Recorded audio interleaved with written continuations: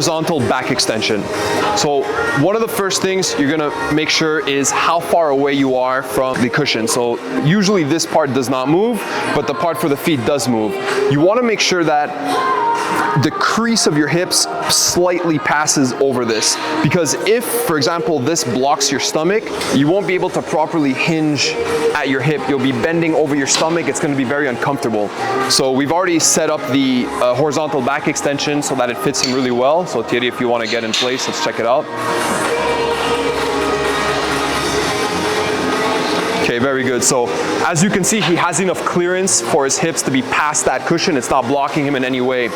Another thing I like to tell people as I do this machine is to dorsiflex the feet, meaning to push the toes upward like this. That's gonna create a bigger stretch in the hamstrings. Now, the biggest mistake with a back extension, it could be a horizontal version or the incline version, is that when people are going down in the exercise, when they're doing the eccentric or the negative, they will round their spine. So Thierry, why don't you show us how people will often round their spine and flex their spine.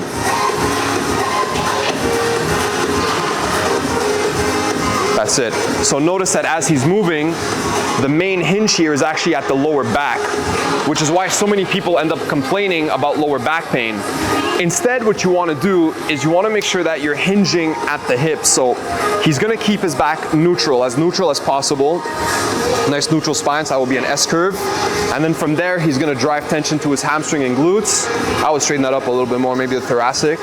Yeah, good. And then from that point, he's going to keep his spine neutral.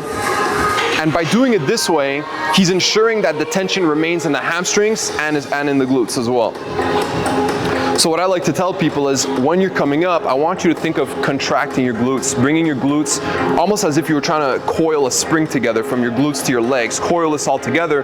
That'll really contract your glutes and it'll offload that tension from the lower back and onto the correct muscles, which should be the hamstrings, glutes. Now, don't get me wrong, the lower back will work in this exercise, but it shouldn't be the primary mover here.